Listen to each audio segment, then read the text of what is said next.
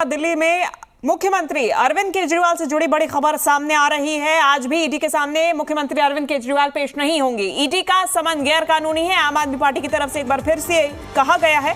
आपका कहना है कि कानूनी रूप से सही समन की तामील करेंगे। आम आदमी पार्टी का कहना है कि मोदी जी का मकसद केजरीवाल को गिरफ्तार कराना है और ऐसे में गिरफ्तार करके दिल्ली की सरकार गिराना चाहते हैं मोदी जी। आम आदमी पार्टी की तरफ से कहा गया कि हम ये कतई नहीं होने देंगे। तो ये बड़ी जानकारी सामने आ रही है। आज भी मुख्यमंत्री अरविंद केजरीवाल ईडी के सामने पेश नहीं होंगे। देखिए, इसके पहले भी मुख्यमंत्री अरविंद केजरीवाल को 4 समन भेजे गए थे और अब ये 5वां समन है जो कि जारी किया गया है और इसमें भी मुख्यमंत्री अरविंद केजरीवाल ईडी के सामने पेश नहीं होंगे। ये बात आपकी तरफ से साफ कर दी गई है। आम आदमी पार्टी की तरफ से एक बार फिर यही कहा गया है कि ये जो समन भेजा गया था ये गैर कानूनी है और ऐसे में मुख्यमंत्री अरविंद केजरीवाल इस गैर कानूनी समन के लिए पेश नहीं होंगे। ईडी के सामने मुख्यमंत्री अरविंद केजरीवाल आज भी पेश नहीं होंगे। बता दें कि 5वां समन जारी करके 2 फरवरी यानी कि आज के दिन मुख्यमंत्री अरविंद केजरीवाल को तलब किया गया था।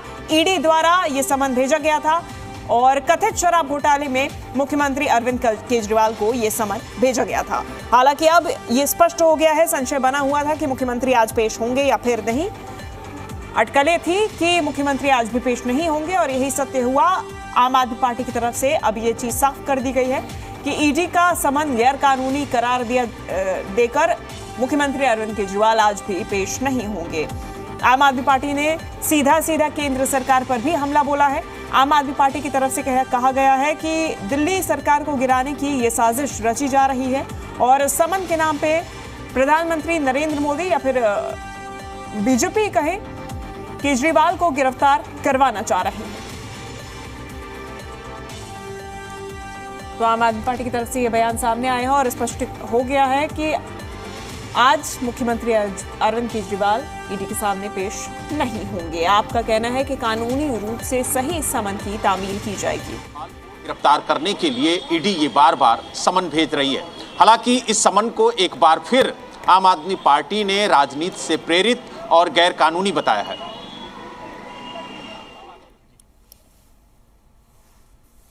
तो आम आदमी पार्टी की तरफ से लगातार ईडी द्वारा भेजे जा रहे समन्स को गैर कानूनी बताया जा रहा था। इसके पहले मुख्यमंत्री अरविंद केजरीवाल ने 4 समन जो भेजे गए थे ईडी द्वारा उनका लिखित में जवाब दिया था और लिखित में जवाब देके मुख्यमंत्री ने कहा था कि ये समन गैर कानूनी है।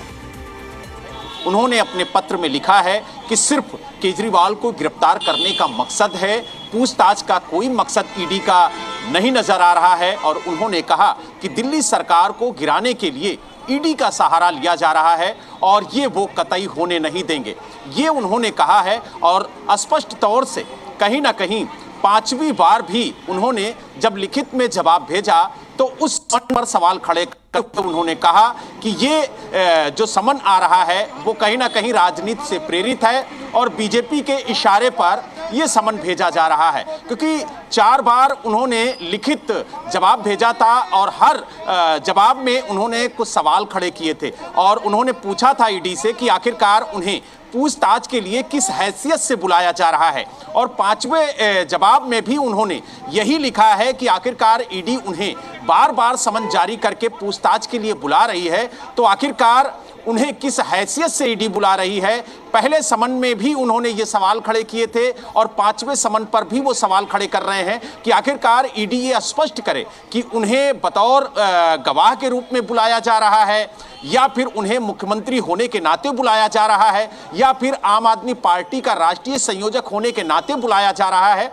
ये अभी तक स्पष्ट नहीं हो पाया है और बार वो अपने लिखित जवाब में ये सवाल ईडी से पूछते हैं और ये भी पूछते हैं कि आखिरकार जब उन्हें समन आता है उससे पहले इसकी जानकारी भारतीय जनता पार्टी के नेताओं को, विधायकों को और सांसदों को कैसे हुई है। कैसे वो बार कहते हैं कि जल्द ही दिल्ली के मुख्यमंत्री अरविंद केजरीवाल गिरफ्तार होंगे, सलाखों के पीछे जाएंगे। तो ये सारी चीजें बीजेपी के नेता क्यों बोलते हैं और किस आधार पर बोलते हैं। कई ऐसे सवाल हैं जिन्हें उन्होंने अपने जवाब में उठाया है, लेकिन अब देखने वाली बात यह होगी कि 5वें समन पर भी वो ईडी के सामने पेश नहीं हो रहे हैं। तो ऐसे में अब ईडी का अगला कदम क्या होगा, क्योंकि चौथे समन पर ये सवाल खड़े हो रहे थे कि हो सकता है ईडी कोर्ट से गैर जमानती वारंट उनके लिए जारी करे। और जिस तरह से बार बार ईडी के समन पर वो लिखित जवाब दे रहे हैं और सवाल उठा रहे हैं कि आखिरकार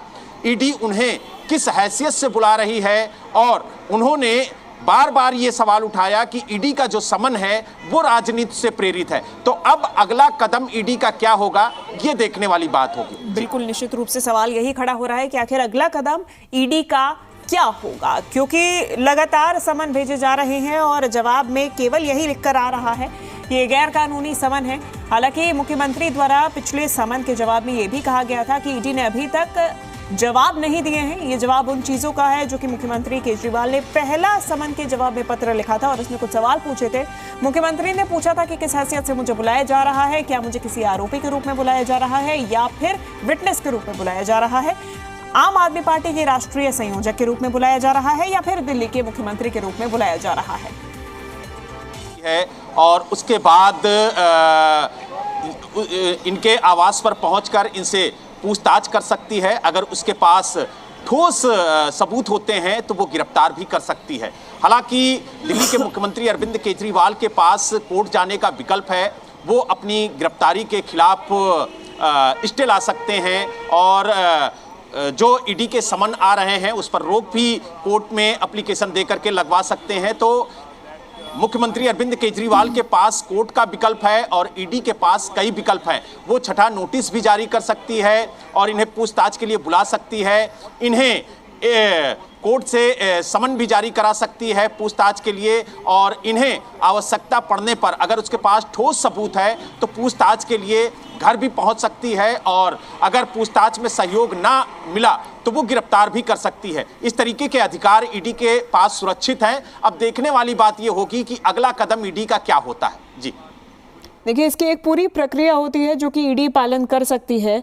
अगर 3 बार लगातार समन भेजने के बाद में मुख्यमंत्री पेश नहीं होते हैं या फिर जिसको भी समन जारी किया जा रहा है वो ईडी के सामने पेश नहीं होता है, तलब नहीं होता है, तो ऐसे में ईडी के पास ये राइट होता है, ईडी के पास ये पावर होती है कि ईडी कोर्ट से इजाजत लेके अरेस्ट कर सकती है। हालांकि जिसके पास ये समन जा रहा है उसके पास भी दिल्ली सरकार का जो रेवेन्यू है वो बढ़ेगा।